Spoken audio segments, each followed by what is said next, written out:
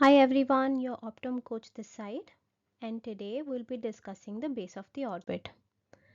So base of the orbit is the anterior open end of the orbit and it is bounded by the orbital margins. So this here what I've drawn is the base of the orbit, the anterior open end. So coming to the orbital margin, this is a thickened rim of bone that helps protect the orbital contents. The margins are formed by a ring of compact bone and it gives attachment to the septum orbital. It is made up of three bones: the frontal bone, the zygomatic bone, and the maxilla.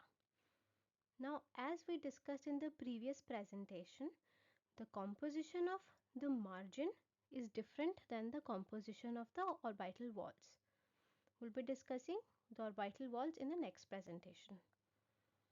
Anteriorly, the strong orbital margin or rim is quadrilateral in shape with rounded corners. Although the dimensions of the orbit vary widely, in adults the orbital margin is more wide than high, with an average horizontal diameter of 40 mm and vertical diameter of 35 mm. So coming to the superior orbital margin, it is formed entirely by the orbital arch of the frontal bone. So we have to remember that there is no other bone, just one single bone that forms the superior orbital margin. In its lateral 2/3 are sharp and medial 1/3 is rounded.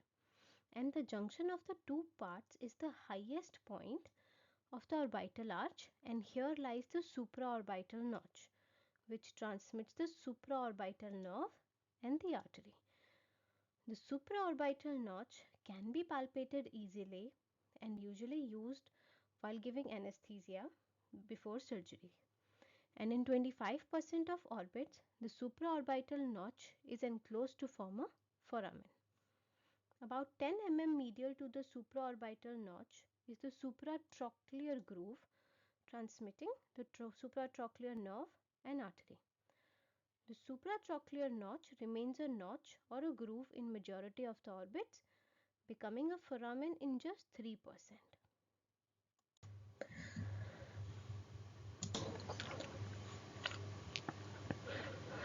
Coming to the lateral orbital margin, it is the strongest of the orbital margins. It is formed by zygomatic process of the frontal bone superiorly and frontal process of the zygomatic bone inferiorly. The suture between the two bones can be easily felt in living subjects. It does not reach as far anterior as the medial margin. Thus, the anterior half of the globe is not protected by the bone laterally. This is very important, especially during trauma, because the eyeball is not protected laterally, so the eyeball can get hurt uh, during trauma. Coming to the inferior orbital margin, the sharp infraorbital margin is formed by zygomatic bone laterally, the zygomatic bone laterally and maxilla medially in almost an equal proportion. The zygomatico-maxillary suture can often be easily palpated through the skin along the inferior orbital edge. It is slightly raised than the floor, the inferior margin. Medially, it becomes continuous with the anterior lacrimal crest.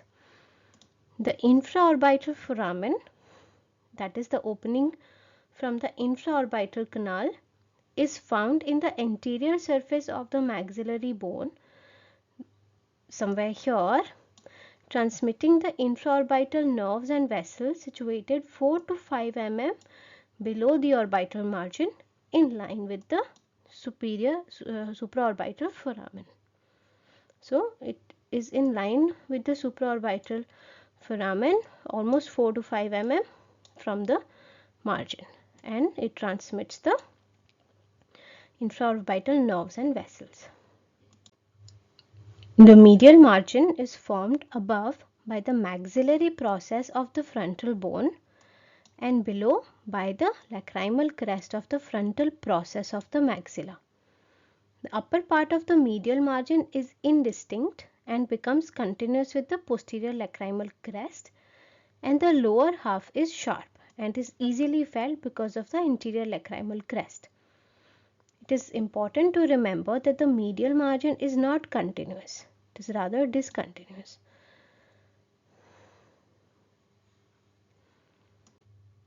For more such videos, do subscribe to my channel. Thank you.